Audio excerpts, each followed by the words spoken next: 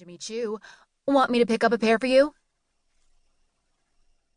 Lance, who is gainfully employed as a shoe salesman at Neiman Marcus, can never seem to remember that the only thing I can afford from Jimmy Choo is his box. No thanks, I smiled wanly. Well, goodbye then, he said, taking me in his arms for a farewell hug. Have fun on the poop deck, whatever the heck that is. After Lance left to fondle rich ladies' feet at Neiman's, I finished packing, all the while dreaming of 7 days lolling in a deck chair and soaking up the sun. When I was done, I turned to Prozac, who was still glaring at me from her perch atop my dresser. So long, sweetheart, I said, scooping her in my arms.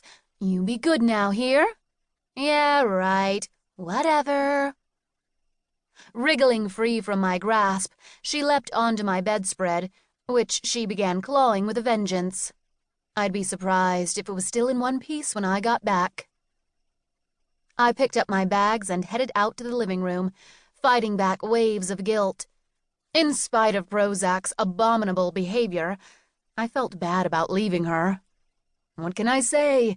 When it comes to my cat, I'm a hopeless sap, mere putty in her paws.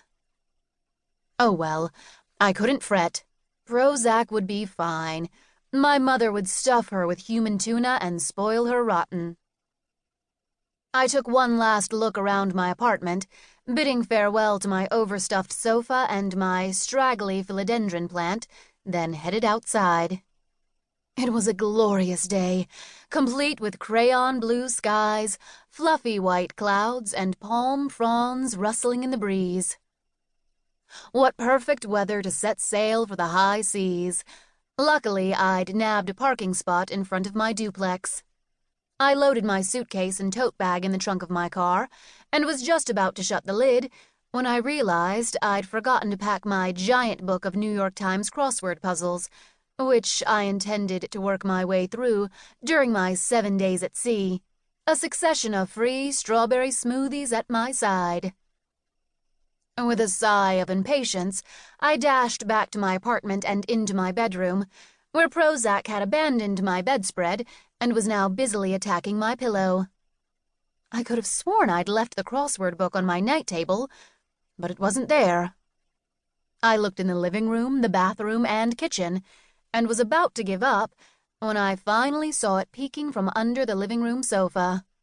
No doubt Prozac had hidden it there, just her thoughtful way of saying bon voyage.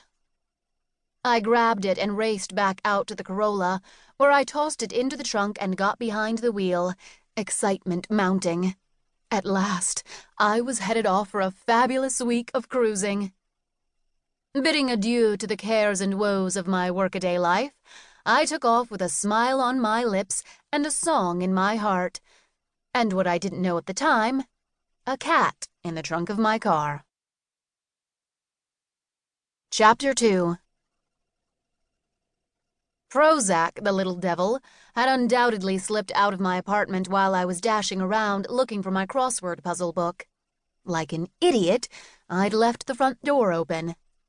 Now, as I opened the trunk of my car in the Piers parking lot, she sauntered out from where she'd been hiding behind my suitcase and looked up at me in triumph. Anchors away! Oh, Lord! 15 minutes till final boarding. There was no way I could possibly get her back to my apartment, and they'd never let me on board with a cat. Of course, I could always come clean and confess all, but I wasn't about to give up my free cruise, not to mention my chances of ever working for holiday cruise lines again. Here was my golden opportunity to wow them with my lecture skills and line up a whole roster of glam cruises around the Pacific. I'd already mentally booked a 21-day excursion to Tahiti. I simply couldn't give all that up and spend the next 7 days back in my apartment watching the Weather Channel with my parents. No, there was only one sensible thing to do under the circumstances: smuggle Prozac on board. Okay, kiddo, I said, plopping her into my tote bag. You're about to become a stowaway. I zipped up the bag, leaving it open just enough so